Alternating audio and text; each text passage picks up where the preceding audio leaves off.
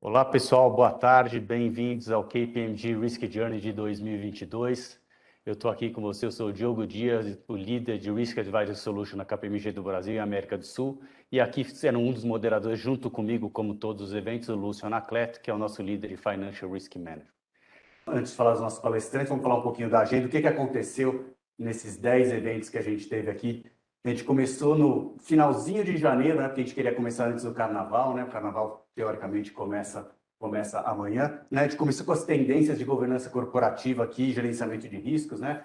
Sidney e a Fernanda trouxeram aqui os fatores de riscos mais reportados, a composição do comitê, do conselho de administração, quais são os comitês de assessoramento que você tem no conselho de administração, quantas empresas têm gerenciamento de riscos hoje que se declaram no formulário de referência também. Acho que foi um evento, para falar a verdade, eu acho que é o que a gente teve mais presença de público. Vamos ver o de hoje, antes de falar dos com os nossos aqui convidados. Depois a gente teve Emerson Mello aqui e a Carolina falando do perfil do fraudador, né? A nossa pesquisa que a gente fez no Brasil, as características das fraudes, como as fraudes elas são reportadas, como as empresas estão estruturadas para fazer as investigações, né?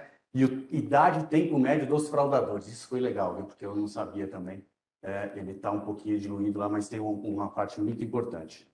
Depois a gente teve nosso terceiro evento aqui, Resiliência Operacional na Era Digital, aqui, né? A gente teve o Leandro junto com o Balsi, não, desculpa, com o Linhares aqui, falando um pouquinho de risco operacional e diferença de resiliência operacional, né? A gente falou também de diferença das maturidades de financial service e a indústria, os princípios da resiliência operacional, acho que foi um tema que a gente abordou bastante, né? Quais os componentes de preocupação dos terceiros, a gente falou muito de terceiro, como você tem que se preocupar nesses temas aqui, né? E aspectos de cyber, né? A gente falou muito de cyber aqui, o Leandro falou bastante de cyber nos aspectos de resiliência operacional. Depois aqui a gente falou um pouquinho de SG e a conexão com o GRC, né? A gente teve aqui a Neumara e o Sebastião aqui, e foi um show, acho que o Sebastião aqui falou bastante aspectos regulatórios do ESG, né? O que as Big Four estão tentando trazer aqui de regulamentação, porque hoje a gente tem uma dificuldade de comparações dos relatórios de asseguração, então ele trouxe o que está acontecendo no mercado, né? Quais são as futuras regras, então, desses relatórios de asseguração, né? Quais os riscos da jornada de ESG, a Neumara trouxe também, qual o papel das áreas de GRC dentro de toda essa jornada, né? E um tema que a gente discutiu bastante é se você ainda tem essa opção de atender ESG ou não, né? Mesmo não tendo nada regulatório, né? A discussão ela partiu para você não tem muito aqui que não atendeu. Acho que a comunidade, os seus stakeholders, os funcionários, né? Acho que hoje em dia, quando alguém vai aplicar para trabalhar na nossa companhia, eles querem saber como que a gente trata esses aspectos de ESG. Depois a gente teve muita gente aqui para falar de auditoria interna, as mudanças de auditoria interna, né? Teve o Sandro, teve o Laje, teve a Letícia, teve a Camila, então bastante gente aqui. A gente falou um pouquinho de aspectos Agile, e aqui eu lembro que a gente teve a discussão também como que você colocou Agile, e tem uma pessoa aqui que ele adora falar sobre esse tema, pessoal, então guarda as perguntas, né? Como que a gente traz o Agile dentro de um plano de auditoria interna, que você tem que fazer o seu planejamento no meio do trabalho, e como que você vai mudando, e como que você volta no planejamento. Aqui as meninas deram um show e falaram realmente como que a gente consegue tratar esse tema aqui. Falou também de análise de dados, né, de testes extensivos, e você não tem muito mais amostra, então tecnologia, ele já virou uma realidade em auditoria interna, né? E uma coisa que eu não gostei, vou falar aqui, que teve o gol do Messi, né, por baixo da barreira lá, e não do Ronaldinho Gaúcho. O Ronaldinho Gaúcho fez antes do Messi, e antes, o Lúcio lembra disso, a gente teve uma reclamação lá antes. Mas elas falaram também que não foi nem o Messi, nem o Ronaldinho Gaúcho. Teve um cara 30 anos atrás que fez o primeiro gol por baixo da barreira lá, e ela estava falando um pouquinho de inovação e trazendo aqui para o tópico que a gente está falando de auditoria interna. Depois a gente falou um pouquinho de Open Finance, né? E aí o time trouxe aqui para a gente que as bases do que a gente está fazendo no Brasil é de UK, trouxe as experiências globais também, né? E como que a gente está transformando isso para as regras brasileiras. Falou um pouquinho do estágio atual que a gente está no Open Finance do Brasil, e os novos modelos de negócio e como que isso muda a gestão de riscos financeiros. A gente ficou falando muito aqui, né? O nosso time explicando, né? Quando você tem um novo negócio que está acontecendo muito no mercado financeiro, então Open Finance, Open Insurance, Open Bank, você tem que rever a sua parte de gestão de riscos financeiros. Aí a gente depois teve os desafios de GRC no IPO, aqui o Simon e a Eliette, né? O Simon ficou um tempão explicando para a gente aqui as vantagens e as desvantagens do IPO, e eu não vou esquecer a frase dele, ele falou assim, o IPO não é para todo mundo, né? Ele tem que pensar bem se é o que ele quer, né? E ele colocou lá por que sim e por que não, né? Depois a gente colocou as regras de IPOs que você tem no Brasil, no exterior, e o que você precisa ter de GRC, estrutura de governança, quando você faz o IPO aqui e lá fora, né? E as estruturas de governança que a gente tem atualmente nas empresas brasileiras listadas por aqui, né? E o Simon também abriu o coração que quando você está fazendo o IPO ali, normalmente as empresas fazem o IPO no Brasil, que você não tem muitos requerimentos, elas estão começando a construir as áreas de GRC, que é muito comum, né? Depois a gente mudou um pouquinho aqui para a maturidade das funções de GRC aqui, né? A gente teve a Renata e a Patrícia aqui dando um show, né? Ela falando das linhas, que antigas eram linhas de defesa das companhias, né? Quais as funções de cada uma, né? Por onde começar, risco, controle interno, auditoria interna, e por que você tem que começar com cada um deles, a explicação na estrutura de governança. Passamos também ficando um bom tempo falando do nível de maturidade, né? Quais são os níveis de maturidade, como você atinge aquele nível de maturidade. E o tema polêmico dessa vez foi a remuneração variável para o time de GRC ou não.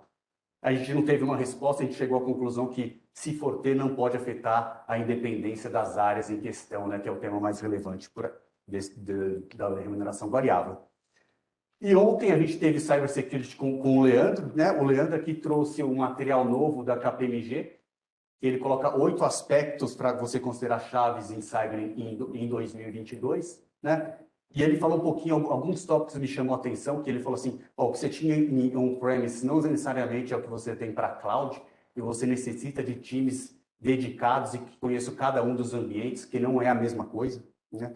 Ele falou muito que passou os 8 tópicos e terceiros, realmente, ele foi um dos tópicos mais relevantes que ele falou, então, ele fala que você tem que fazer uma curva ABC de maturidade, relevância dos seus terceiros, deveria considerar os seus terceiros mais relevantes, as mesmas regras que você tem para a sua companhia, deveria considerar um plano de compliance para esses terceiros. Ele falou que realmente hoje é uma vulnerabilidade se você não tratar os terceiros com a devida relevância. Não todos iguais, mas uma curva ABC. Ele até citou, não adianta você falar que você tem um programa de 70 terceiros e você não faz nada para nenhum deles devido à sua relevância, né?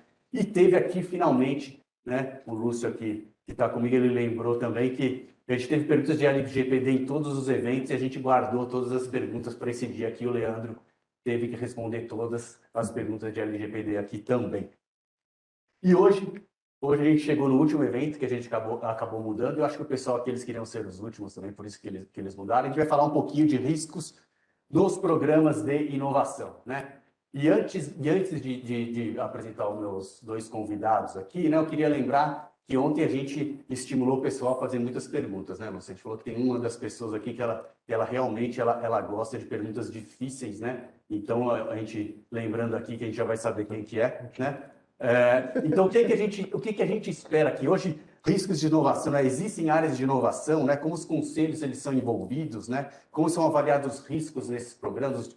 O time de riscos, eles puxam a conversa, eles são chamados, o conselho chama, o conselho não chama, né? Inovação faz parte do planejamento estratégico. Então, como que a gente está considerando isso como uma parte super relevante que, com certeza, todas as empresas aqui pensam de alguma maneira em inovação. E quem vai ajudar a gente nessa conversa aqui, e mais conversas, a gente tem aqui o André Coutinho, que é o nosso líder de advisor na KPMG do Brasil e América do Sul, e ele também é o nosso head de riscos aqui para entregar esse tipo de projeto. E a pessoa que eu falei tantas vezes aqui, que gosta de perguntas difíceis, líder de inovação, o Oliver, eu não consigo falar o sobrenome dele, mas... Ele chama de Cunha, tá tudo certo. Oliver Cunha, né? É aqui o nosso líder de inovação, líder da LIP aqui, então é um prazer ter o Oliver aqui, o Coutinho, trazendo esses 2 temas aqui super relevantes para a gente. Pessoal, obrigado pela presença. Legal, Diogo. Bem-vindos. Paz, eu estava aqui, você teve que dar um sprint aí, né? Muito conteúdo, né? Falar, né, cara? Não, foi ótimo. Diogo, obrigado. Lúcio, boa tarde. Boa tarde. Meu caro amigo Oliver, amigo e sócio, muito bacana estar aqui. Bom, a gente começou a pensar nesse painel da Risk Journey, né? Bom, tudo aqui que a gente vai falar. Nós vamos falar sobre cyber, nós vamos falar sobre ESG, nós vamos falar sobre GRC, nós vamos falar sobre auditoria interna. E aí eu falei, Oliver, a gente não vai falar sobre inovação? A gente começou a pensar um pouco nessa temática de hoje aqui, né? E aí saímos com esta ideia de fazer aqui um debate de como que os mundos de riscos e inovação se encontram, né? Porque na nossa visão, e a gente tem trabalhado dessa forma na KPMG, há aqui uma conexão muito importante, né? Claro que ERM, né, o Enterprise Risk Management, todas as metodologias que existem, né, COSE, ERM e outras, já são muito maduras, né? Muito antes do tempo onde inovação passou a ser um item absolutamente estratégico nas organizações. Mas o que a gente tem percebido nos últimos projetos de ERM e o Oliver, líder da LIFE, nos projetos que ele executa de inovação, que não há uma conexão direta. Falei, bom, Oliver, chegou a nossa vez de fazer essa conexão. É por aí, né?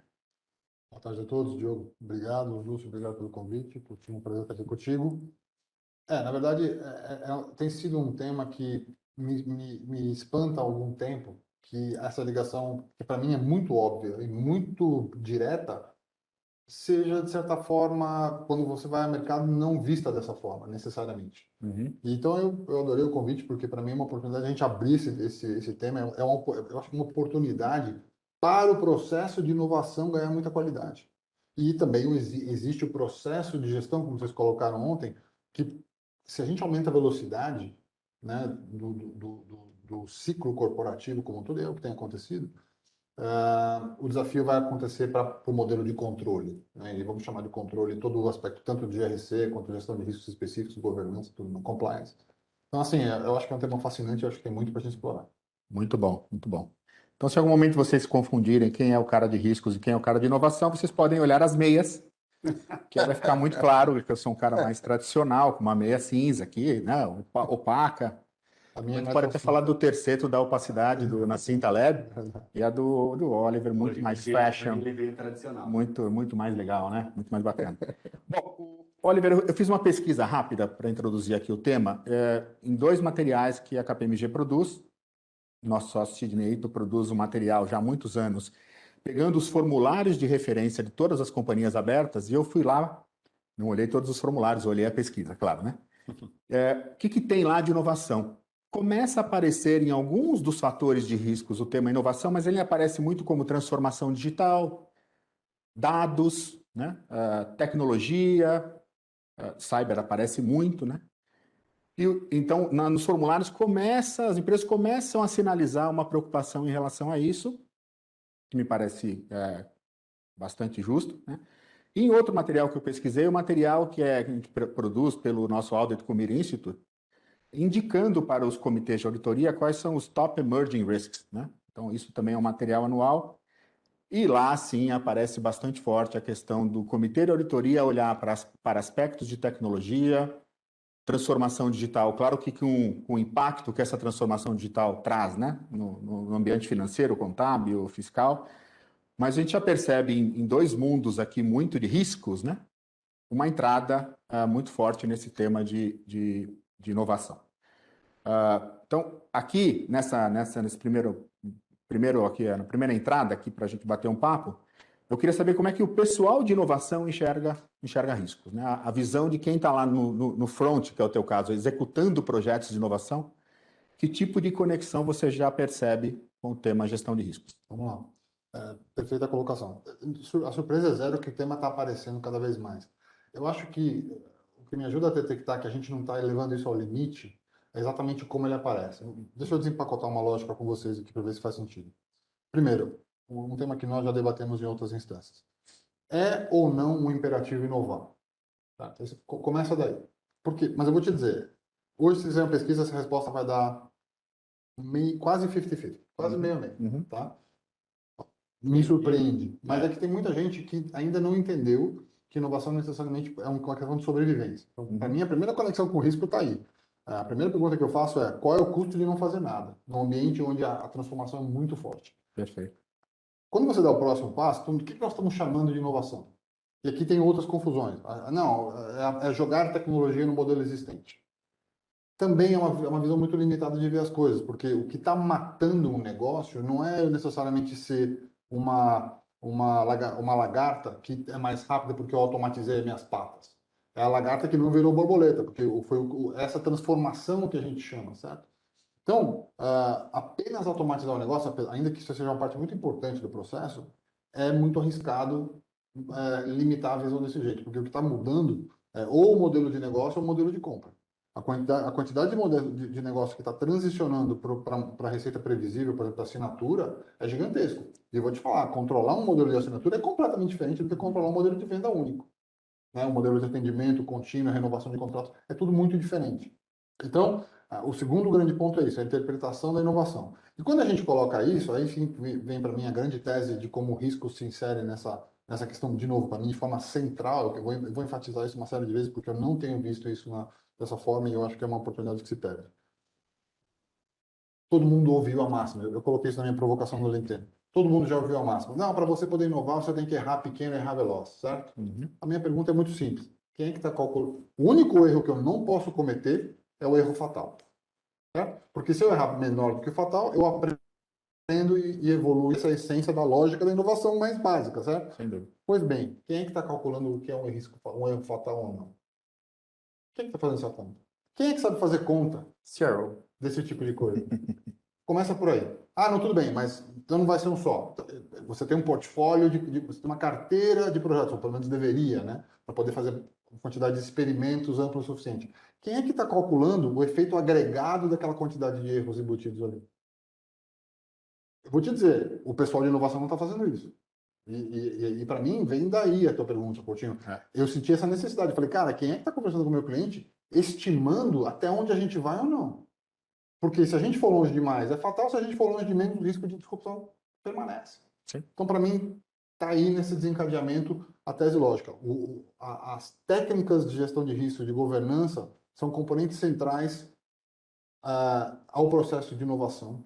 Hoje é um pouco visto como bloqueio de inovação, e para mim está aí outra do nosso lado, né, visto de uma forma muito errada, porque o que eu preciso é alguém que me ajude a precificar o risco. O Lúcio, vindo do mundo de FRM, conhece essa tese muito de perto. Inovação é um mundo onde o componente primário é a incerteza. Certo? Para você gerenciar um ambiente de incerteza, ler esse portfólio, gestão de carteiras, você tem que calcular tolerância a risco, quanto eu consumo, como é que eu gerencio a carteira, como é que eu equilibro a carteira. São conceitos fundamentais que não vejo o suficiente por aí. Perfeito. E Oliver, você acho que tocou um ponto aqui que eu queria pegar, acho que é muito relevante, porque quando o pessoal de inovação, né, a gente vai usar esses termos, né, o pessoal de inovação, o pessoal de riscos, né, e a gente está, na verdade, fazendo uma aproximação aqui, mas quando falar isso é um bloqueio da inovação, não acho que está errado, porque muitas vezes você percebe nas organizações, né, a gestão de riscos com um olhar muito processual, muito regulatório e pouco estratégico, né? E se não tiver uma visão estratégica do funcionamento do Enterprise Risk Management, é muito difícil de que ele seja comprado por conselhos e administradores, né? E que esse processo evolua adequadamente até chegar num ponto de trabalhar com o tema de inovação. Então, o que eu quero dizer com isso é que se você tem um processo de RM que ele é muito burocrático, né? Ele está muito mais preocupado com processos, com documentação, e muito menos preocupado com debate, com conexão com a estratégia, com ações, né? Vai ser muito difícil conectar esses dois mundos, né? A gente só vai conseguir conectar com o Enterprise Risk Management se a gente efetivamente utilizar o Enterprise Risk Management como uma ferramenta de gestão estratégica. E aqui, necessariamente, que tem aqui um envolvimento direto, muito forte, de conselho de administração, comitê de auditoria e o C-level da organização, né? Então, acho que a gente tem que tomar só um pouco desse cuidado, né, para não tentar conectar algo muito operacional diretamente com o tema de inovação. E o outro comentário que eu queria fazer é sobre o ambiente, né, dentro do Enterprise Risk Manager. Ele já tem um histórico de ser algo que é desenvolvido dentro da organização com a participação de diversos colaboradores, né? Então, normalmente, num processo de RM, você tem lá todo o sponsor, né, do CEO, conselhos de administração, o envolvimento de diversos executivos. Estabelece-se, por exemplo, uma figura que eu acho bem interessante quando implementamos projetos, que é a figura do dono do risco. São alguns executivos que vão ficar responsáveis por gestão de alguns riscos específicos. Mas, como a gente estava falando, e aí talvez foi um dos grandes motivos, né, nós nunca nos deparamos numa discussão dessa com a turma da inovação, né? Ah, e aí, assim, isso não acontece porque o pessoal de riscos não compreendeu a importância disso, né, dentro da estratégia. A inovação ela não está apresentada no planejamento estratégico, de alguma forma, e a gente sempre se baseia no planejamento estratégico. Ou simplesmente porque é algo que está mais, né, um pouco desconectado com o momento ali, com a realidade, né, algo como se fosse, né, uma sugestão, né, das organizações exponenciais de você deixar isso apartado e você vai lá tocando o negócio e o foco acaba sendo no core, né? Mas o fato é que a gente não percebeu esta conexão. E se, como o Oliver bem disse, né, se o imperativo da inovação estabelece claramente que uma estratégia bem construída de uma empresa passa pelo processo de inovação, não faz sentido, dentro dos diversos riscos estratégicos mapeados, que você não tenha um risco que esteja diretamente relacionado ao tema, né? Então, é aqui um pouco dessa nossa provocação e da conexão entre esses dois mundos de inovação e risco. Concorda? Concordo, Coutinho, e eu acho que talvez tenha que resgatar o começo da tua fala para a gente poder fazer uma análise completa aí, porque se a gente tratar gestão de riscos como uma atividade protocolar, Uhum. de fato esse Não cruzamento vai. fica muito tempo. Uhum. A partir do momento em que eu levo se eu levo a sério a gestão de riscos, e eu sei que essa frase pode parecer um pouco provocadora, É. mas se eu levo a sério a gestão de riscos, não tem como eu não discutir risco de sobrevivência. Tá? Eu vou dizer uma coisa para vocês: as estatísticas são muito claras. Bom, todo mundo já ouviu aquela máxima. As empresas que compõem os SP500 hoje não serão as mesmas em 5 anos. Uhum. Para onde elas estão indo? Ou elas estão deixando de ser relevantes, ou elas estão morrendo. E a estatística que sustenta isso daí é: o cemitério organizacional está cheio de empresas que não sabem ler sinais fracos. Tá? Quando o sinal já está forte o suficiente, às vezes já é tarde demais. É. Então, esse é o ponto. Se eu levo gestão de riscos a sério e transformo isso num tema estratégico, a questão de risco e inovação casa de forma umbilical. Quando você falou fraco, acho que você usou esse Sinais adjetivo, fracos. né? Sim, né? São sinais muito, muito pequenos ainda, porque estão distantes. Porque você pode, eu já vi isso, né, algumas vezes, você pode ter um processo de gestão de riscos muito bem construído e que cumpre todos os requisitos regulatórios, mas não necessariamente ele tem esse nível de alcance. E aqui acho que a gente tem uma grande oportunidade. Eu acho que esse é o ponto. Né? Quer dizer, se eu tenho um processo de riscos bem feito, não é que eu estou antevendo todos os riscos, mas a tese, especialmente do antifrágil, é essa, né? Uhum. Mas eu estou garantindo que a resiliência do modelo central está lá, ou seja, eu estou constantemente estressando ele para que ele tenha choques não fatais. A pergunta é: se a gente está fazendo isso, a gente pode estar tranquilo com a resiliência do modelo? Porque se foi feito de forma protocolar, eu praticamente não me sentiria Tá. protegido. Eu concordo com você. Concordo com você. Bom, mas aí a pergunta que a nossa audiência está fazendo, eu sei que tem vários conselheiros aqui que estão nos assistindo. A pergunta é, bom, tá, então o que que eu faço, né? Como é que eu faço o meu processo de RM avançar? E se por acaso você ainda não tem, já está pensando em fazer uma implementação de RM que já nasça com essa característica, né, de estratégico e que aborde os temas relevantes de inovação. Talvez falar um pouco aqui sobre o papel do conselho nesse processo, né, já que nós temos alguns ilustres conselheiros aqui na audiência. Eu sempre coloquei nos projetos de Enterprise Risk Management o papel chave, absolutamente chave, dos conselheiros, né? Os melhores projetos de RM são aqueles onde os conselheiros se preocupam em entender como o processo funciona, querem discutir cálculo de apetite a risco, querem discutir quais são os riscos estratégicos, né? E efetivamente utilizam aquele material como parte do processo de supervisão, que é a responsabilidade de um conselho de administração. Também tenho escutado cada vez mais, acho que existe aqui toda uma, talvez uma indústria, né, muito forte hoje de preparação de conselheiros de administração nessa jornada de transformação digital, de inovação, de tecnologia. A gente percebe, né, que não importa qual é a experiência do conselheiro de administração, todos eles estão tentando absorver esse conteúdo o mais rapidamente possível. Você acha que os conselheiros, Oliver, vão conseguir, né? Eu tenho certeza que todos estão se esforçando muito, né? Conectar esses dois mundos que a gente está falando aqui, na visão que eles estão trazendo de transformação digital, e dados que já conhecem bem a estratégia, conectar com o processo de RM seria algo que a gente poderia sonhar em que todos os conselheiros ajudassem as organizações? Eu acho que o primeiro ponto que a gente tem que ter claro é que isso não é um desafio exclusivo dos conselheiros, né? O desafio de mudança de cultura é que, para mim, é principal. Isso acontece no nível de conselheiros, isso acontece no nível de gestão e isso acontece no nível operacional. Perfeito. Esse é o debate mais amplo que tem hoje. Confesso que quando eu entrei no espaço de inovação, eu não tinha uma percepção que seria tão grave esse componente. A gente começou a fazer projetos, a gente começou a desenvolver soluções, modelos de negócio, plataformas tecnológicas, e a gente ia entregar isso para os nossos clientes, a gente percebia que não havia preparo do outro lado para resolver isso, e isso apareceu como o nosso maior risco. Esse projeto não vai dar certo, e eu estou junto, quer dizer, a taxa de sucesso é minha também. Claro, claro. Então, primeiro que apareceu esse gap gigantesco, né? Então a gente teve que entender esse gap. E eu acho que está todo mundo indo atrás disso. A minha preocupação volta num ponto que eu comentei agora há pouco. Está todo mundo indo para o mais óbvio. O mais óbvio é, puxa, quais são as tecnologias emergentes? É importante, mas tecnologia é sempre meio e não fim.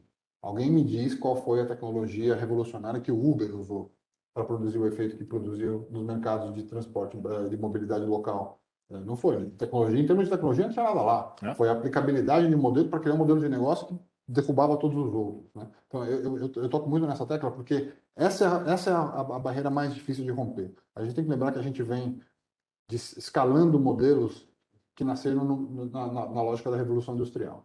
Tá? E a gente está mais ou menos um século e tanto nessa história. A gente levou esses modelos ao extremo, que são modelos de comando e controle, onde a gente fragmentava ações para poder especializar grupos, criava silos de gestão, e isso foi absolutamente vital para a gente poder escalar aquele modelo.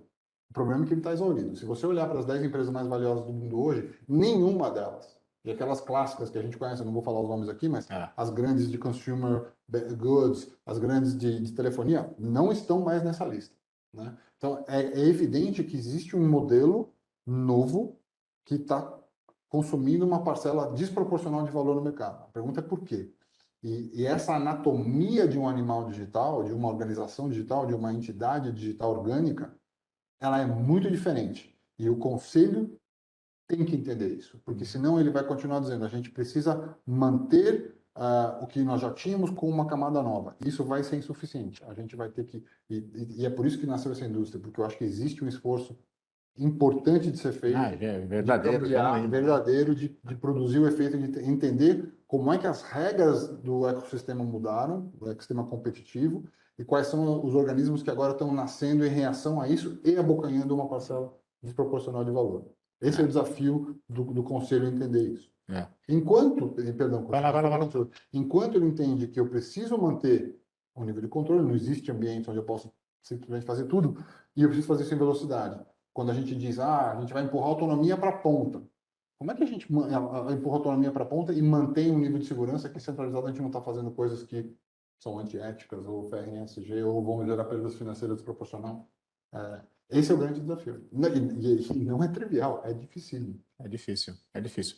Então tem um primeiro momento aqui que é do entendimento por parte do conselheiro, né? Então, depois nós vamos falar de C-Level e outras, né? Mas falando agora mais de conselheiro, o primeiro momento é de entender, né, essa situação. Acho que agora já parece, a grande maioria já entendeu. Acho que inclusive nas reuniões que acontecem de conselho, de debate da estratégia, boa parte da estratégia endereça temas que nós estamos falando aqui. Mas uma vez que entendeu, depois tem todo esse processo de como é que eu ganho mais conhecimento e eu começo a perceber quais são os impactos que esse tipo de transformação traz ao negócio. E é aqui que o conselheiro realmente mostra o seu valor para uma organização, né? Dentro desse processo de entender, né, quais são os impactos, eu vejo uma conexão de risco aqui bacana. Porque quando a gente faz o Enterprise Risk Management, também é esse tipo de debate que a gente tem, né? Eu tenho uma determinada estratégia, qual é o risco relacionado àquela estratégia, o que está sendo feito, E este debate, normalmente, traz insights muito relevantes, né? E onde o conselho pode utilizar desses insights para fazer o seu trabalho de supervisão. Conectar isso aqui com inovação, Oliver, como a gente já falou algumas vezes, me parece absolutamente chave nesse papel do conselheiro, né? Uma das formas que eu acho que ajuda a entender a mudança mental, Coutinho, é quando a gente pega emprestado da indústria de VC, o modelo mental. Deixa eu explicar por quê. Um tempo atrás a gente estava olhando para isso, falou assim, o ambiente de investir em inovação está ficando extremamente misturado. Ele não era assim, né? O private equity investia comprando fluxos de caixa, os corporates investiam nos seus próprios fluxos de caixa e reforçando seus modelos core, o VC entrava lá na ponta fazendo early stage. De repente, a gente começou a ver private equity entrando em inovação, os corporates criando CVCs, e o private equity começando a fazer investimentos cada vez maiores, a ponto de, no Brasil, hoje ser um múltiplo do que foram os investimentos de private equity nos últimos 3, 4 anos. Então, por que isso é interessante de olhar? Porque se você pensa que o conselheiro é um guardião dos investimentos corporativos feitos, ele tem que enxergar o portfólio de investimento, certo? A gente pode chamar isso de estratégia, a gente pode chamar isso de... Alguns deles vão ser de inovação, outros nem tanto. Mas o ponto é, tudo bem, por que você investe em inovação, sabendo que uma taxa de insucesso acima de 95%? Como é que você justifica? E olha o desafio do conselheiro.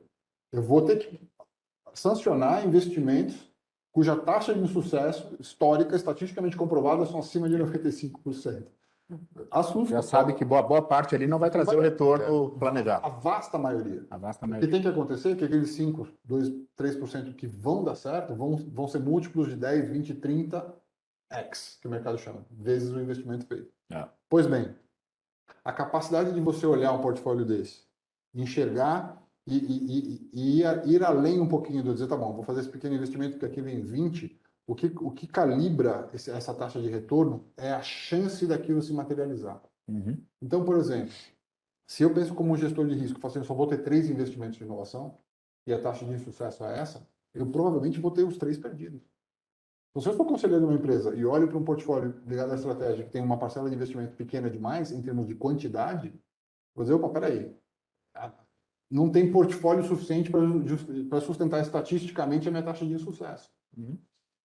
Aí assumimos que a gente tenha um portfólio rico, o processo de ação de inovação foi feito, muito bem feito, populou-se um portfólio de inovação rico o suficiente, e agora eu, como conselheiro, vou olhar para esse portfólio que me foi submetido pelo C-Level, vou olhar aquilo e vou dizer, tá bom, agora como é que eu vou saber daquelas 100 iniciativas que tem ali, quais são aquelas 3 que vão pagar o prejuízo do resto?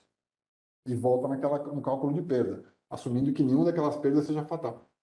Para mim, isso configura o desafio de conselheiro de forma muito cristalina. E o tamanho do desafio associado a isso. E eu acho que tem aqui um outro componente, olha, a gente já debateu isso, eu me lembro, que também não é... Essa análise ela não pode ser uma análise que desestimula o processo de inovação, né? Pelo contrário, mesmo sabendo que você tem ali como você disse, uma vasta maioria que não vai trazer o retorno, este processo ele é extremamente importante, né, para a transformação da empresa, né? Então ele tem que passar por isso. Ele só não pode ter o erro fatal que você falou, mas ele tem que passar por essa jornada, né?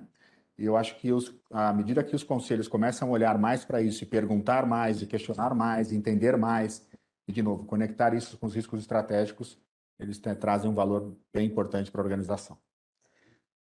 Certo? Lúcio, você quer falar? Eu quero. Entrar aí? Estou aqui louco. Entra na conversa. Falar. Eu vi que você estava tentando encaixar aqui. Eu falei, vou abrir uma brecha. Como você, eu tenho a formação de gestor de riscos, né? Então, Certo. Eu sua meia.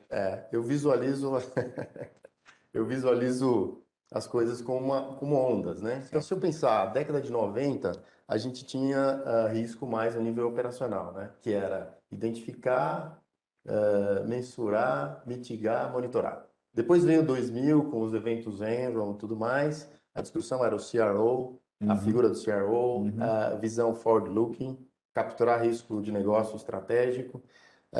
E eu acho que na última década se discutiu muito o risco integrado, né? Então, integração dos riscos e como é que se responde isso.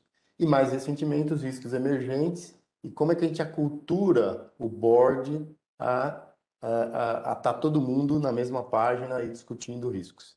E aí eu queria até fazer um comentário, veio um comentário para a gente aqui pelo pelo chat, do Alexandre Uehara. Ele disse: muitas vezes o desenvolvimento de novos produtos e tecnologia é tratado em sigilo e de forma confidencial, fazendo com que as áreas de risco ou de auditoria só atuem após o lançamento. Aqui é um problema de governança, de cultura, qual que é o que vocês veem aqui de...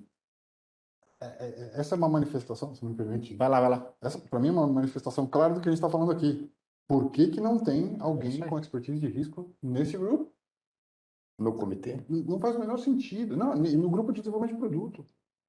Entendeu? Porque se a gente está falando de risco integrado, para mim isso faz muito sentido. E tudo bem, o risco operacional ele tem uma característica um pouco mais de compliance, enquanto os outros talvez tenham uma questão mais de sobrevivência, portanto, que passam a ser estratégico. Mas se eu não tenho alguém capaz de participar comigo, dizendo, ao desenvolver um produto novo, fazer a gestão de risco, o problema é estrutural. E é estrutural porque ele é cultural. Agora, vale a pena também salientar aqui, Lúcio, que não pode, seria inútil trazer um modelo, um gestor de risco clássico para esse ambiente. É o comecinho da conversa. E vamos explorar, se a gente puder desempacotar um pouco essa lógica, o que que muda, né? O que que muda na prática? Como é que um produto era desenvolvido no modelo industrial, no que a gente chama de era industrial, pós-revolução, e o que está acontecendo hoje, né? Primeiro, esses ciclos são muito mais comprimidos, né? A gente tinha ciclos aqui que levavam 1 ou 2 anos, tá? Aqui a gente tem ciclos que estão levando, no máximo, meses com produção de código novo, tá? No máximo, tá? Então, algumas teses fundamentais, algumas verdades absolutas do modelo clássico já foram questionadas. Primeiro, eu não lançava um produto antes de ter certeza que ele era pronto, certo? O conceito de produto pronto no mundo digital morreu. Eu lanço uma versão 0 e eu evoluo ela a partir dali, certo? Então, a primeira coisa que eu faria como gestor de risco, tem 2 perguntas aí. Primeiro, eu estou achando o ponto ótimo entre um produto incompleto, porém pronto para receber feedback valioso ou não? Essa é uma pergunta importante de risco. E 2, eu tenho um processo que vai capturar a evolução desse produto na sequência? Pela perspectiva de risco, porque senão ele vai dizer que estruturalmente não estamos prontos para o que vai acontecer com aquele produto dali para frente. Não me parece que são características do gestor de risco atual. Não. Mas Esse é poderiam ser, e esse cara tinha que estar. E olha, eu vou dar um testemunho aqui, né? Nós já começamos a nossa iniciativa do Comitê de Inovação na KPMG, né? Não para os clientes, a nossa interna, que a gente tem também passado por muita transformação, né? Que não é só tecnologia, em vários aspectos, mas nós, nesse comitê, quando começou, já há uns 5 anos, 4 anos. Se não foi na primeira, foi na segunda reunião, quando a gente começou a debater os temas e, não, mas o risco disso, o risco daquilo, alguém parou e falou assim, não, vamos trazer o nosso Risk Manager para a sala. Isso efetivamente aconteceu. Nós trouxemos o Risk Manager e senta ali do nosso lado, né? E quando a gente começa a debater alguma coisa, é claro que às vezes a gente brinca, né? Fala, não, peraí, deixa andar, né? Mas é claro que ele tem essa visão também. Mas é importante já colocar esse componente. Então, início da conversa, né? Se você tem a função de gestão de riscos ainda muito processual, né? Muito burocrática, regulatória, não no sentido pejorativo de burocrática, né? Mas de documental, de atender aspectos regulatórios, dificilmente uma pessoa com esse perfil vai conseguir atender, né, essa demanda. Mas concordo com o Oliver que ele deveria estar na sala desde o momento 0. É isso aí. Pensar de forma estratégica, né? Avaliar cenários, possibilidades, não ficar sentado em cima de documentação. Perfeito. Tem um tema, né? Isso é fácil quando você tem um comitê de inovação, né? Sim. E quando você não sabe o que é inovação? Com inovação pode ser um produto novo, pode ser uma aquisição, um mercado novo, aí como que a gente faz? Né? Acho que Porque você tem o problema você falou, eu faço 100. Eu tenho que ter um stop loss também, em algum momento eu tenho que saber a hora de parar, né? Isso tem risco. Então o que a gente faz? Como que a gente faz nesse... Primeiro identificar e quando ele é pulverizado, né? Não, inclusive o que você chamou de stop loss, em muitos casos de processamento, é chamado de kill strategy, tá? Quanto mais cedo eu mato uma boa ideia, melhor é, porque menos recurso eu gastei e mais sobra para o resto do portfólio. Para alinhar numa linha de mais retorno, né? Então, assim, é estratégico eu matar mais rápido. A pergunta é como é que eu mato mais rápido? E aí, assim, eu já vivi situações com o cliente que falou assim, não, mas a gente vai matar uma iniciativa? Putz, mas nós vamos dar write-off? Vai sobrar dinheiro? Esse daí é o segundo, esse é o segundo, mas o que eu vi primeiro foi, pô, mas nós não podemos dar write-off. Falei, gente, se a gente não assume que vai errar, e é algo que a gente abraça abertamente, e tá aí o problema, né? Passa a ser algo que a gente pode falar no bonitinho. A hora que acontece o primeiro, olha, vou dizer, eu já vivi alguns anos nessa coisa. Eu vejo dois grandes momentos. O primeiro projeto que a gente mata, que um cliente ou qualquer um mata, dói mais. E as tendências clássicas de, não, pune o gestor, o cara... O que eu podia ter feito tal coisa, né? Acontece na hora. E o primeiro problema que dá no processo de inovação joga todo mundo para a reversão ao clássico. Tá? Porque o que me espanta um pouco, que me assusta, é que as duas coisas, se você estivesse fazendo a inovação certa, vão acontecer, e não é que vão acontecer muitas vezes, e deveriam acontecer, inclusive, de forma provocada. Então, assim, um gestor de risco que me ajuda a fazer um kill strategy melhor e mais rápido, está ajudando a liberar efeito para o portfólio. Então, assim, as ramificações são imensas. Né? As ramificações são imensas. Eu acho, Diogo, que aqui a gente não está falando, né, no conceito do Enterprise Risk Management, que foi evoluindo ao longo do tempo, foco nos riscos estratégicos relevantes. Né? Aquele modelo, né, 20 anos atrás, de 80 riscos, né? Hoje a gente está falando de 10 riscos estratégicos. Acho improvável, com o cenário que nós temos hoje, né, com tantas empresas trabalhando com este tema, que você não encontre nesse portfólio de 10, 15 riscos relacionados à inovação.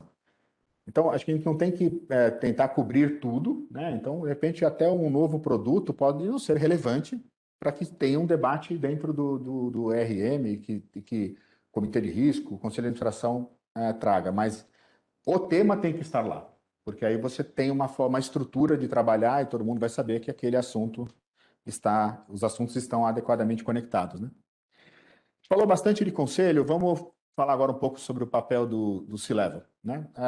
No caso do presidente, do CEO, que também, né, tem essa responsabilidade, né, do desenho da estratégia, de como é que vai ser o futuro das organizações, de pensar, de planejar com a sua diretoria executiva. Inovação está absolutamente inserida nesse contexto, né? O tempo todo, com tecnologia ou sem tecnologia, transformação digital, uma preocupação maior hoje com cyber, né? Como o Diogo disse ontem no evento do Leandro, isso foi bem ressaltado. Os programas de inovação nas organizações, Oliver, eles já estão estruturados, né? Eu não sei também se é uma heresia perguntar se o programa de inovação tem um processo, porque parece também, de alguma forma, antagônico, né? Mas esses programas, eles estão já estruturados de uma forma que o CEO consiga fazer um acompanhamento adequado de quais são, que resultados vão trazer, os investimentos e tudo mais? É uma pergunta excelente, porque como é que a gente viu o mercado reagir? Quem é que estava inovando de verdade, né? Há 3 anos atrás. Imagina uma distribuição normal aqui, estatística, e a gente tinha, de um lado, quem já tinha sofrido um impacto muito grande por causa de uma mudança, e aqui eu posso até citar um cliente nosso, porque ele inclusive autorizou, né? Mas a gente fez um projeto muito importante no campo de transporte intermunicipal. Não é um espaço onde inovação necessariamente nasce primariamente. Não é normal ouvir um case de transporte Só que 50% da receita tinha sido reconfigurada. Aí eu uso a palavra reconfigurada porque não tinha sido share de um outro concorrente que roubou. Não. O Waze, o BlaBlaCar, um monte de outras oportunidades e modelos diferentes tinham reconfigurado o mercado e tinha diluído aquela receita. Esse pessoal estava aceitando trabalhar com inovação de forma mais arrojada. Sabe? No outro extremo, grandes clientes que têm recursos para fazer portfólio de inovação e trabalhar com perdas. Tá? E eram pedaços relativamente pequenos do portfólio. Aqui no meio, um campo grande de pessoas que não queriam ficar de fora, mas fazendo investimentos muito pequenos. Vou conversar com uma startup é outra, mas você via que não tinham aberto o capô e falaram, vamos mexer no motorzão ou no chassi. Isso não estava acontecendo. E aqui o ponto, né? Quer dizer, e para mim tem uma conexão muito importante do conselho, vamos falar da conexão do conselho com o C-Level. Uma das vantagens que o conselho tem e deveria explorar muito é que o conselho é o guardião da curva de longo prazo. Coisa que muitas vezes o C-Level tem um mandato mais curto. Sim. O modelo perene está muito ligado, a perenidade do modelo está muito ligado ao conselho. Pressões muito mais de curto. Então, assim, deveria vir uma pressão do conselho para checar que o C-Level está produzindo um portfólio que a gente chama bem balanceado. Uhum. O que chama de um portfólio bem balanceado? Que grande parte dos investimentos em inovação estão focados no core, porque é o que a gente como pagar as contas e como a gente manter vivo, mas uma parcela importante já esteja na adjacência e uma parcela esteja naquilo que se alguém vai roubar meu almoço amanhã. Né? Então, esse é o grande ponto. E honestamente, Coutinho, eu comecei falando da curva né, distribuição normal, porque no começo a gente viu muito pouco. A gente viu um pouco, a gente chamava de, você até brinca comigo agora, um pouco de batom, né? Um pouco de batom vem daí. Ou inovação cosmética, ou teatro da inovação. Então, pô, pega um andar, pinta de muitas cores, põe um puff colorido, dois moleques tatuados, tá tudo certo. Gerava uma percepção de inovação, mas, de novo, não tinha ninguém mexendo no chassi e no motor da organização. O Covid deu uma acelerada boa nisso, ainda que a primeira onda de Covid tenha sido muito mais voltada para automação e subir para a nuvem por causa disso, mas ela já está desaguando. Hoje a gente já lida com muito pedido bastante avançado de inovação, que são projetos que estão vindo dos portfólios do C-Level. Estruturantes. Não era tão óbvio há 3 anos atrás. A gente tinha que ir atrás e, pô, o que você está fazendo? Tá. Hoje tá vindo, assim. Né? E tem sim processo, viu, Coutinho? Inovação não é magia, é sistêmico. Né? Como é que eu gero quantidade de ideias amplas o suficiente? Como é que eu garanto que a gente está fazendo uma experimentação? Está aí um gap que eu acho que ninguém fala o suficiente. E o conselho deveria cobrar isso e o C-Level deveria produzir isso. Eu tenho uma quantidade de experimentos ampla o suficiente? Quando foi a última vez que vocês discutiram isso numa reunião de conselho? E eu vou te dizer, é dos experimentos que eu vou matar projetos que não têm mérito cedo e não vou deixar correr e vai consumir muito mais recursos que dia. É de lá que vão sair aqueles que vão merecer os recursos direcionados daqueles que morreram para escalar grande e mais rápido, porque tem potencial e tem alguém consumindo recursos daquilo. Então, assim, isso para mim é carência. Está acontecendo muito melhor agora, essa é a boa notícia. Você me fez lembrar do meu amigo Richard Durn, que é um conselheiro de administração bastante conhecido no mercado, muito ativo lá no IBGC e outros fóruns. Ele fala nos conselhos que ele participa, necessariamente 50% da agenda tem que ser futuro. 50% da agenda é futuro. Né? Porque senão, a complexidade dos negócios hoje em dia, com as coisas que acontecem no Brasil, né? Todo dia tem história, né? Você acaba sendo dragado pelo curto e num debate longo, né? Eu lembrei do Richard, um abraço aqui para ele. Você também falou outra coisa que eu achei bem legal, essa questão dos sinais, Oliver. O CEO ele precisa desses sinais, né? Gestão de riscos trabalha muito com informação histórica, né? Você também não tem aqui um campo muito interessante de trabalhar com mais modelos preditivos nos nossos processos de gestão de risco? Aqui não está aqui também diante de uma oportunidade de desenvolver mais esse modelo de trabalho? Deixa eu desempacotar essa tua resposta em duas frentes, Coutinho. Primeiro, se a área de riscos de GRC não deveria ser uma das fontes primárias de sinais fracos, absolutamente. Sim. O que significa que a gente tem que estar olhando lá para frente na linha do seu amigo aí, porque ele está completamente coberto de razão. O ser humano tem dificuldade de lidar com o mais abstrato em detrimento ao mais objetivo. Então a gente tende a lidar melhor com aquilo que a gente está vendo e tocando. Muitas vezes o sinal fraco está muito longe e isso enviesa a conversa. Então, esse é o primeiro ponto. Com relação a modelos preditivos, eu sou um pouco cético com isso. Deixa eu te explicar por quê. Tá? Vamos pensar no que aconteceu com o famoso metaverso. A gente não podia ter uma sessão. Alguém já falou a palavra metaverso em alguma das outras 10 sessões? Não, você pode falar. Ainda não. Porque esse buzz está tão forte que se eu não falar metaverso, você precisa achar em algum lugar. Só LGPD. Deve ter alguma pergunta ali daqui a pouco. Vamos falar do metaverso. O tema metaverso, a gente fez um monte de radares de sinais fracos para um monte de gente, tá? E o tema metaverso, o ano passado, ele foi citado 7 vezes, tá? Nos sinais. Só de janeiro para cá ele já foi citado 127. Então nós temos um múltiplo aí de 2.000% de ações.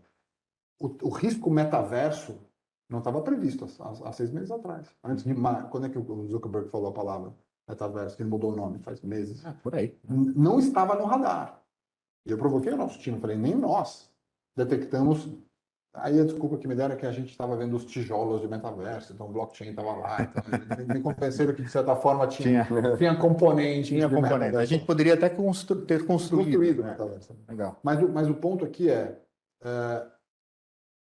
a gente tentar prever tudo é algo que me preocupa um pouco. Eu acho que a gente tem que olhar os sinais fracos e fazer os testes preditivos em cima da resiliência do modelo. Aí eu acho que a gente ganha muito. Quer dizer, a gente está se estressando o suficiente para reagir a determinadas situações, aí constrói cenários e faz modelos preditivos nesse sentido, eu acho que seria fatal. Agora, como fonte de sinais fracos, é claro, e hoje não é. É. Bom, aqui deve ter alguns alunos da Risk University onde a gente usava o livro, né? A Lógica do Cisne Negro, e o Nassim Taleb falava isso do terceiro da opacidade, né? Então, fatos são só fatos, não são histórias, você tem que tomar cuidado para não tomar decisões específicas de um fato. Depois que já aconteceu, você conclui determinada situação, é fácil, né? O famoso engenheiro de obra pronta, né? E o mais legal que você fala é que o mundo está muito mais complexo para você achar que você sabe o que está acontecendo, né? Então tem que tomar cuidado com esses sinais se eles não, na verdade, eles te endereçam por um lado errado, né? Então tem que tomar um pouco de cuidado. Oliver, o outro tema que eu queria abordar com você acha que faria sentido a gente temos auditores internos aqui também? E você acha que faria sentido uma auditoria interna fazer uma revisão do processo de inovação? Qual seria o tamanho desse relatório, assim? Começa com as perguntas que eu fiz. Deixa eu ver o portfólio de experimentação. Exato. Boa. Quantos experimentos foram mortos cedo o suficiente? Qual é a evidência que a gente... quais são as evidências que deram sustentação a esses projetos e a esses aqui não? Cara, para mim tem clara aplicabilidade. A gente já viu isso. Diogo, Não, nunca mas eu vi. quero dificultar mais a pergunta para ele. Dificulte. Como que ele vê se o processo de inovação, ele audita o processo de inovação, né? Deve ter um benchmark de uma maneira que se faz no processo de inovação, certo? Como que audita um processo de inovação? Porque você está falando de números, né? Se fez sentido, não fez sentido, Não, foi sim. Mas Isso é organizado. Quando a gente fala processo, né, vem à mente um fluxo, né? Não é exatamente isso, né, Lúcio? Fala. Deixa eu pôr mais pimenta. Inovação é o quê? É um comitê, um processo, é um grupo, é uma squad? O que é? Tá bom. Assim, quando eu fiz a afirmação que inovação é e deveria ser um processo e com uma carga científica nele, tá? Para mim, é o estado das coisas. Ou seja, um processo formal, organizacional, que toda empresa deveria ter, é o processo de inovação, certo? E ele vai variar um pouco, mas ele tem 4 grandes passos, tá? Ele sustenta um portfólio, aliás, ele sustenta mais de um. Ele sustenta um portfólio de experimentos e um portfólio de escalabilidade, aqueles que já passaram por experimentos que são escalados, certo? E esses 2 portfólios são sustentados por ideação externa e interna, experimentos, escolha e o processo de matar experimentos e acelerar aqueles que vão ver a escalabilidade, técnicas de como se escala, é muito difícil escalar, é muito difícil às vezes até escolher o momento em que escalar. Aliás, o timing é o mais importante, né? É o mais importante. É o mais importante. E a quarta perna, que para mim é algo que fica tá mal explicado ainda, é a questão do que a gente chama de, eu sei que vai ser polêmico o termo, mas está nascendo um termo chamado Innovation Accounting. Tá? Por quê? Porque se usam as métricas erradas para olhar determinados projetos, o meu processo de matar uns e acelerar outros fica torto. Certo? Então, saber medir o projeto certo, da forma correta, é parte do processo de escolher. Então, assim, estou te dizendo que tem processo, deveria ter prazo, deveria ter técnicas específicas de medição e de tomada de decisão, e deveria ter um portfólio que oferece evidência clara, tanto do processo de experimentação quanto de escalabilidade. Certo? Então, assim, este é o processo de inovação, uma variação dele, tá? E deveria acontecer assim. Quantos tem isso já? É um fenômeno muito mais novo, tá? Até porque se a gente olhar para o que aconteceu, falando em décadas, como o Lúcio trouxe, até a década de 90, o processo de inovação, ele basicamente era um processo de P&D. Que é muito clássico, tá? Existe há anos, recebe investimentos gigantescos. Pharma investe bilhões nesse espaço. Só que é parte do portfólio, mas é uma parte específica, muitas vezes voltada para a parte técnica e do produto, quando a gente começou a ver muita inovação de modelo de negócio, né? que trouxe riscos novos. Então, só para concluir aquilo, já te volto. Então, tem que ter processo. E se tem ou não tem, e o auditor deveria cobrar. Vamos desafiar, né? O cara que está fazendo, acho que é um bom sinal. A gente já tinha falado de Reimagining the Internal Audit, né? Que a auditoria interna tem que ser agora ágil, né? E não ficar esperando. Agora a gente está colocando um outro componente importante. Oliver, eu queria conectar que tem um ponto de vista aqui do nosso colega Luiz Belo, e eu acredito que ele conectou com a parte dos incumbentes, porque o que ele diz, né? Inovação não é só a criação de produtos. As maiores inovadoras do Brasil, e aí ele cita 3 grandes empresas brasileiras, não inventaram nada. Investiram e investem permanentemente na inovação incremental de produtos e serviços. Acho que você falou disso aí. Na verdade, trata-se de acúmulo de conhecimento conquistados com P&D intraempresa. Acima de tudo, qualificação de mão de obra. É o ponto de vista aqui do... Eu concordo Incremental. parcialmente, tá? Por que que eu digo isso? Porque o que o Luiz escreveu aí é exatamente esse processo que a gente já conhece há algumas décadas de P&D bem feito, tá? E é por isso que ele fala assim, o produto não salta. A minha pergunta é que este processo dele não teria protegido, por exemplo, esse nosso cliente que era uma operadora de transporte que viu 50% da sua receita sumir. Este processo bem executado não teria evitado o risco de perder 50% da minha receita. Então, é parte central do portfólio, claramente. Então, quando a gente está falando do portfólio de inovação, uma das formas de você olhar para ele é falar assim, quanto eu tenho de inovação incremental e quanto eu tenho de inovação mais disruptiva. E, tipicamente, isso está distribuído naquela visão que eu falei. E aqui é apenas uma sugestão, tem várias formas de você modelar esse portfólio, mas uma delas é, quanto eu estou investindo no meu core, esse modelo tende a estar muito mais ligado aqui, quanto eu estou investindo nas adjacências, que é oportunidades que emergem do meu core, e terceiro, se eu estou reimaginando, o ponto aqui, né, o que mudou muito no mundo de inovação, por que ele é tão assustador? E a palavra é essa, e muita gente fica longe dele porque ele assusta. Eu fiz uma afirmação numa palestra, mas eu vou repetir aqui na live. Assim, vocês imaginam que seria impossível montar uma multinacional com $100 mil em uma semana? Se eu falasse para vocês, o que vocês dizem? Dá para fazer ou não? A resposta é inicial, não. Então, Acho que não. Vamos pensar nisso, tá? Pega os $100 mil, entra online agora, compra uma patente, imediatamente, de um sapato novo, uma lâmpada, qualquer troço inventado, tá? Gasta alguns milhares de dólares nisso. Eu consigo locar espaço produtivo na China? Relativamente facilmente. Vai levar 1 ou 2 dias para negociar, então mas vamos achar, certo? Produzo o meu widget, qualquer que seja, minha repimboca da parafuseta, trago para cá e faço um acordo com qualquer um dos distribuidores que viraram especialistas de logística que ia acontecer no ar. Ia custar muito mais do que $100 mil, ia levar muito Na mais minha tempo. conta deu 180. Dobrou um pouquinho. Mas é isso que eu estou querendo dizer. Então, o ponto, e por que eu trago essa lógica? Porque ficou muito, a minha estrutura histórica, ela não me protege mais. Tá? O que protege a gente é a relação de confiança e de serviço que eu tenho com o cliente. Mercado. Tá? E aqui tem exatamente. Aqui tem 2 complicômetros. Primeiro, o que o cliente te fala nem sempre é o que ele de fato quer. Tá? Então, não basta mandar uma pesquisa, você tem que observar comportamento. Tá? Então, dados passam... Aqui começa a história de dados. Certo? E a segunda coisa é que isso aqui evolui no tempo. Certo? Hoje é de um jeito, o ano que vem vai ser de outro. Então, acompanhar essa mudança muito forte. O investimento feito nesse espaço, para mim, é algo que deveria estar fortemente ligado a esse portfólio de inovação. Por quê? Porque tudo aquilo que operacionalmente eu investi hoje, ele não necessariamente me protege para frente. Então, esse é o grande ponto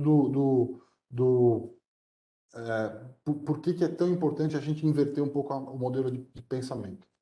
Acho que o Luiz está trazendo um ponto bem legal, porque eu acho que é meio natural nas organizações, né, Oliver, se preocupar com a transformação e esquecer o incremental, né? Acaba deixando assim, talvez por uma ordem de relevância, né? Você tenha mais impacto, mais investimento, e aí você deixa um pouquinho de lado. Já temos organizações hoje em dia que tem lá um tipo de um Innovation Transformation Officer, alguém que ajuda a estruturar isso tudo que você falou, ajuda a monitorar o portfólio. Nós temos, by the way. Ajuda a controlar o portfólio, a organizar. Isso acaba normalmente uma inovação, né? Seja ela absolutamente nova ou incremental, ela acaba passando por diversas outras áreas dentro da organização. Então, saber costurar bem isso é super importante. Então, acho que essa organização ela é vital. E aí, daí, talvez, Diogo, depois que a gente tem alguém fazendo esse tipo de trabalho, fica até mais fácil de você fazer uma auditoria, né, de compliance, observar alguma coisa, né? Então, acho que é um endereçamento aqui também interessante. Escutando vocês falarem, eu tenho a impressão que tem que ter alguém de fora para fazer inovação. Se você pegar a área e falar inova, aí vai ser difícil, vai. Se o mindset não mudar, alguma coisa tem que ser novo. Algum fator externo tem que contaminar o processo. Mesmo que seja externo, em algum momento ele tem que migrar, viu, Diogo? Então, assim, tem que haver uma contaminação externa para interna, mas eu também acho que tem que ser perene. Ou seja, não basta vir apenas fazer tocar na organização e sair, porque você não vai transformá-la, esse é o ponto. Mas só para não perder, eu quero deixar uma mensagem muito clara aqui, tá? Porque, por alguma razão, a gente fala muito em inovação disruptiva em detrimento de inovação incremental. As duas são absolutamente vitais. Tá? O efeito cumulativo de transformações pequenas ao longo do tempo é gigantesco. Certo? E o efeito de eu não enxergar uma ameaça existencial que exige uma mudança que faz com que eu repense o meu hoje a partir de zero também é grande. Então, assim, um portfólio bem balanceado, de novo, outro tema para auditoria interna é eu estou pensando nas duas coisas. É porque uma financia a outra. Exatamente, e aqui tem uma questão que é legal, porque a gente fala, né, a nossa forma de ver o mundo, como a KPMG conecta com os nossos clientes, a gente é muito forte nos nossos setores. Uhum. E é muito claro, você vê setores onde a curva industrial é muito forte, tem uma tendência de eficiência operacional muito voltada, onde o incremental é muito forte. Foi onde nasceu o movimento da qualidade. Você lembra disso na década de 90, né? Uhum. A qualidade constante, qualidade total, sempre achando aquele primeiro. O problema é que a gente deixa vira moda. E aí é um problema para qualquer coisa, porque aquilo nunca deveria ter acabado. Aliás, quem continuou fazendo aquilo, continuou dominando. Tem grandes marcas hoje que são campeãs do mundo em fazer isso.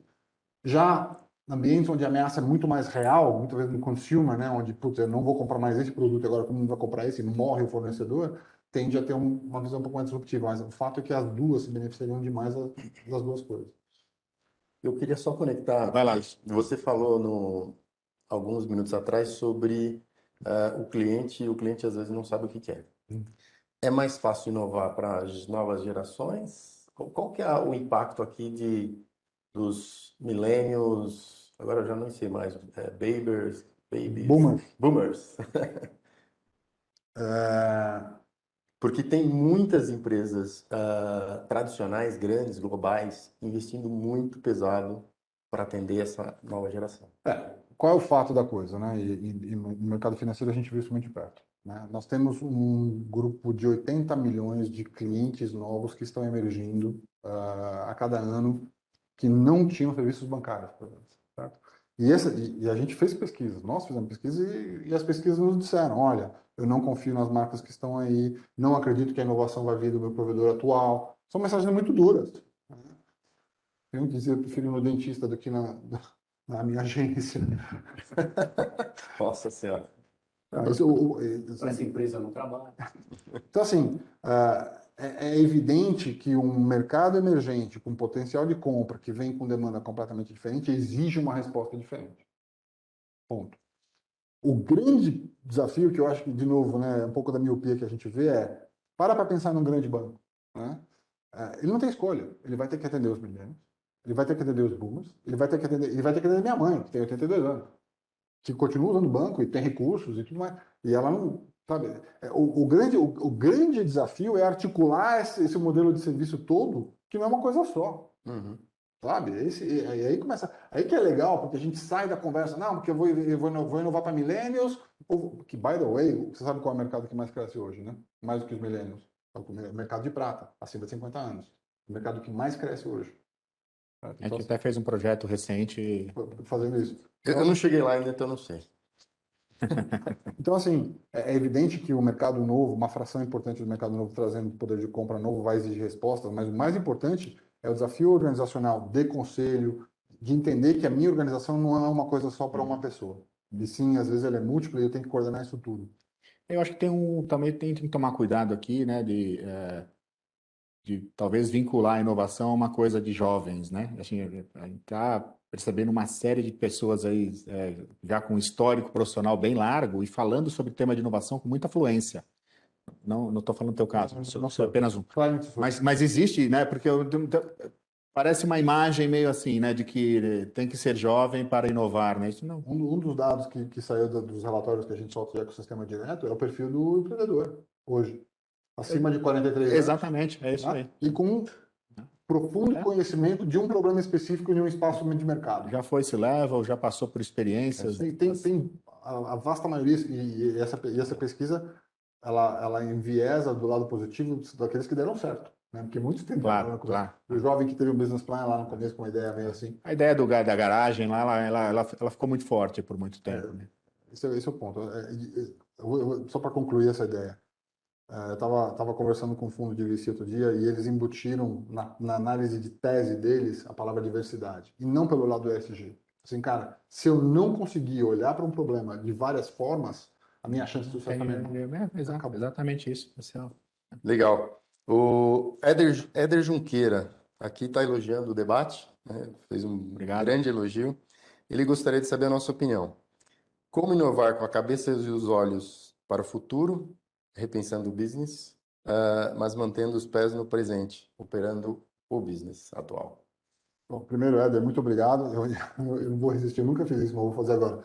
Aperta o like e o subscribe. Você sonhava com esse momento? Esse momento. Foi agora. Boa, Éder. O que o Éder acabou de nos trazer, e assim, talvez uma das perguntas mais potentes que a gente recebeu até agora, quando você vai entrar nesse mundo aqui, tem o beabá da inovação. O primeiro livro que todo mundo tem que ler chama O Dilema do Inovador, tá? Que é de um cara chamado Christian Christensen, que é o pai de quem começou a sistematizar a ciência da inovação. Por quê? Porque o que ele diz é o seguinte: por que a disrupção ela tipicamente vem de baixo para cima, derrubando quem já está? Porque normalmente quem já está diz aquilo é pequeno demais para mim. Eu não vou entrar, não tem mérito eu entrar lá porque não é uma ameaça, ou não é grande o suficiente, ou não está crescendo rápido o suficiente. E frequentemente é o caso. Exatamente. E eu vou te dizer, o que ele acabou de descrever é o dilema do inovador. E se eu puder oferecer uma resposta, a melhor que eu encontrei até agora, de longe vai ser, não tenho pretensão nenhuma de me colocar como especialista, aliás, me coloco como aprendiz. Todo mundo que lida com inovação deveria, para mim, partir dessa lógica, porque amanhã já mudou tudo. Então, se você acha que sabe, deixou de saber. Mas o ponto é, o portfólio te protege. Se o teu portfólio for bem montado, você consegue dosar projetos ao longo da curva temporal. O famoso roadmap de inovação, ele nada mais é do que um portfólio estruturado no tempo. E isso ajuda muito a atacar essa dificuldade que não tem resposta de fórmula, mas eu acho que é uma das melhores formas de atacar isso via portfólio. Eu acho que talvez aqui para encaixar no tema aqui, né, a gestão de riscos possa te ajudar aqui, possa ser um óculos, por exemplo, né? Você conseguir enxergar melhor aí esta jornada e, de novo, né, dentro daquela característica de visão de formato estratégico, né, com olhar do futuro. Mas eu também colocaria na resposta, nesses pés aí, né, ou na lente, também a gestão de riscos. Acho que ela pode ajudar fundamentalmente nisso. Mas para reforçar o teu ponto, Coutinho, o portfólio tem que ser testado. O portfólio tem que ser testado. E, obviamente, nunca vai ser testado por quem fez, certo? Não deveria. Esse é o princípio básico de qualquer ambiente qualquer... de teste. É a palavra mais genérica da coisa. É. O portfólio ele é importante demais para gerar um falso senso de segurança. Para mim, é um papel vital do gestor de risco, do auditor interno, do modelo de governança como um todo. Muito bom. Legal. A gente não tem pergunta de LGPD ainda, né? Não tem de LGPD? Não. E sobre a pergunta tradicional, qual que é? Se vai estar disponível. Se vai estar disponível o material depois. Não, Esse material não vai ser. Vai ter a gravação, né? Vai estar a gravação, né? Vai ter a O gravação. material é a gravação. Mas vamos para cultura. Cultura como risco e inovação. Aqui é um comentário legal do Antônio Manuel. A decisão de inovação ou transformação digital da organização tem que ser uma decisão estratégica. Inovação é inexorável. Sem inovação, a organização não promove o seu processo de transformação. Entre os riscos da inovação, a cultura pode ser um alto risco à inovação. Portanto, ela tem que ser atropelada para não impedir o processo de transformação. Eu vou.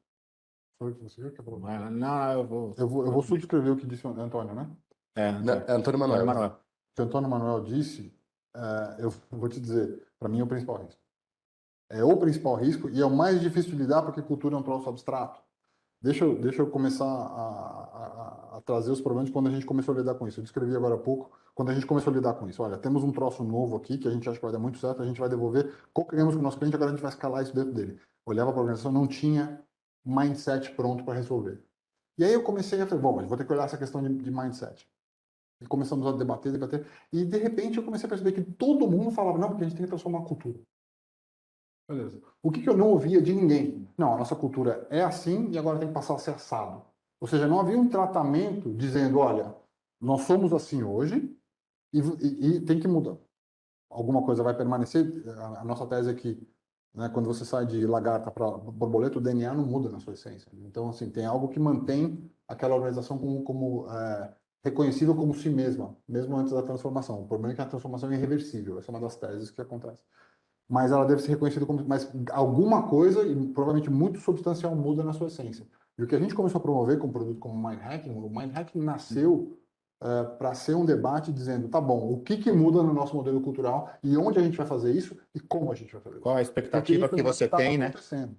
E aí para mim, uma das grandes sacadas da nossa aliança recente com a BMI é isso. É isso aí. Entendeu? Trabalhar nesse É um campo. espaço que eles fazem muito bem e turbinado com o nosso capability vai gerar um... E aproveitando o gancho aqui, a gente tem sempre uma tendência de achar que esse tipo de transformação ocorre muito rapidamente, não ocorre.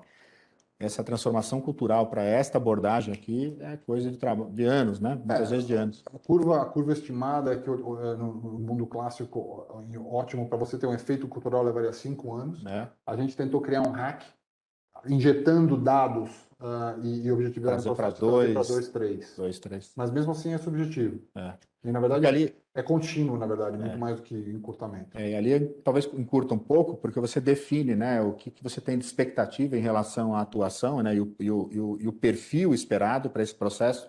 Então você começa a enquadrar os perfis exatamente no que você tem de expectativa de mudança cultural, né? Mas, nossa, para fazer essa jornada, você vai se deparando com diversos perfis diferentes, como é que você encaixa isso? Você participou disso, né, Lúcio, também com a gente, Diogo também, é realmente um processo bem interessante. Ou seja, uma ideia boa, você tem um risco de pessoas depois para implementar, no mínimo. Está percebendo hoje em dia que, com tudo que está falando de transformação digital e tecnologia, o risco é pessoas também, né? Tem como tirar isso do radar, né? Também um dos principais. Você falou que o maior risco é pessoas, mas o Vladimir Bidnuk, nosso grande amigo, ele está provocando a gente com o LGPD. Então você perguntou 10 vezes, alguém ia mandar, né? E como a conformidade, ele fez várias perguntas, né? Eu vou ler uma aqui. E como a conformidade LGPD impacta nos processos de inovação database? É muito forte o efeito. Tudo que a gente Gigante. tem desenhado e desenvolvido nos últimos 2 anos, parte do princípio que você faz isso by design. Eu acho que está aí um tema interessante, né? Quer dizer, uma das coisas que... E aqui, seja você falar no processo Lean, seja você falar em metodologias ágeis, seja você falar em growth, uma das coisas que é característica comum em todos esses métodos que emergiram agora é um nível de iteração muito mais intenso. Então, eu não trabalho 1 ano para fazer um teste e testar, eu faço 1 mês, um pouquinho e volto. E isso para mim, eu embuto tudo que eu puder no começo. Então, cybersecurity, que vocês discutiram muito aqui, eu não sei se o Leandro falou ou não, mas a forma como se desenhava sistemas no passado, as coisas digitais é coda, depois você testa.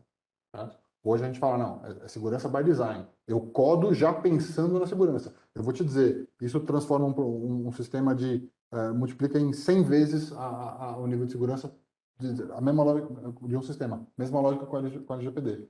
A gente consegue, e a gente está tendo esse debate, desenhar as coisas LGPD compliant, e pensar nisso no processo de estruturação pode ser a diferença entre a coisa voar ou não e voar em que velocidade. Porque depois eu posso ter custos para Inviabiliza o produto. Inviabiliza o produto. Aliás, o Leandro estava outro dia discutindo com a gente que ele falou que está errado falar DevSecOps, tem que ser SecDevOps. Eu Eu falei, bom, mas esse é o olhar do líder de cyber, né? Ele falou, claro, segurança em primeiro lugar. Eu chego para ele e falo assim, cara, mas Você não acabou de importa explicar para o mim. que você deu o mesmo argumento que ele, cara, vamos ser honestos. Não, mas eu chego para ele e falo assim, em vez de DevSecOps ou SecDevOps, para mim é BizSecDevOps ou BizDevSecOps. Sem ideia não tem segurança. Não tem jeito. Agora, ó, só voltando lá no início, eu falei, né, eu estava dando uma olhada na pesquisa dos formulários de referência, como aparece o tema gestão de dados. E é uma preocupação, né, do gestor de riscos de olhar esse assunto, porque isso é risco estratégico hoje em dia, né? Você colocar no formulário de referência que você tem um risco relacionado à gestão de dados e que depois não se dá um tratamento adequado ao tema, me parece algo também bastante preocupante, né? Tá claro, tem as equipes de security, né, os profissionais relacionados à segurança da informação, mas tem vários negócios que dependem substancialmente de dados. Aliás, hoje em dia todos dependem de alguma forma, mas tem um seu processo que depende quase completamente de dados, né? E aí isso entra também como um risco estratégico relevante que tem que ser observado na sua organização. Lúcio, tem mais perguntas? Tem muitas perguntas, impressionante como choveu agora. Eu acho que essa daqui nós passamos, mas de qualquer forma eu vou ler. Diego Moreira, ele pergunta, assim como em segurança da informação, não poderia ter um risk by design, ou seja, analisar os riscos na concepção de um projeto? Sem dúvida. A gente respondeu isso, né? A gente aborda, né? No nosso modelo, a gente coloca também o componente de risco ali no desenvolvimento, né? Ele tem como é o nome dele? É o Diego Moreira. Diego Moreira. Eu concordo. Sem dúvida. Debater. Agora entrou em looping a tecnologia.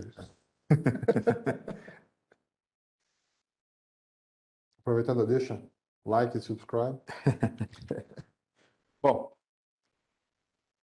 Vamos. Entrou em looping aqui, acho que É. mais uns segundos. Então a gente pode ir para os encerramento. finalmente. Bom, Oliver, quero agradecer aqui, foi ótimo participar aí desse papo contigo. Lúcio, obrigado aí pela organização. Aliás, não só hoje, mas foram 10, né? Esse é o 10. 10 sessões e o Lúcio aqui firme e forte coordenando, tá? Obrigado, Lúcio. Passar aqui para o Diogo, vai fazer aqui o Eu encerramento. queria agradecer o Lúcio, a coordenação dele aqui não foi fácil todos os dias, a presença sua também, a maioria dos dias e apresentando hoje. Oliver, obrigado. Não teve pergunta difícil, hein, cara? Muito bom Como você, não, cara? né? Pessoal, Ninguém perguntou da meia, né? a meia, o Coutinho já deu Já dei uma dica para para ele. Deve ter um grupo já no WhatsApp falando disso, provavelmente, né?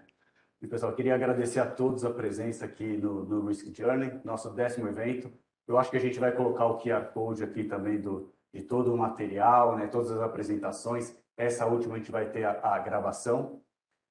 E agradecer a todos a presença. A gente teve muita gente hoje também. Vamos ver se vocês bateram o recorde. Vamos ver. Depois a gente dá uma Estou confiante, estou confiante. e espero vê-los ano que vem também, provavelmente em fevereiro, quando eu não sei quando é o carnaval, mas antes do carnaval faremos o nosso Risk Journey 2023. Vemos vocês lá ano que vem. Muito obrigado e boa noite.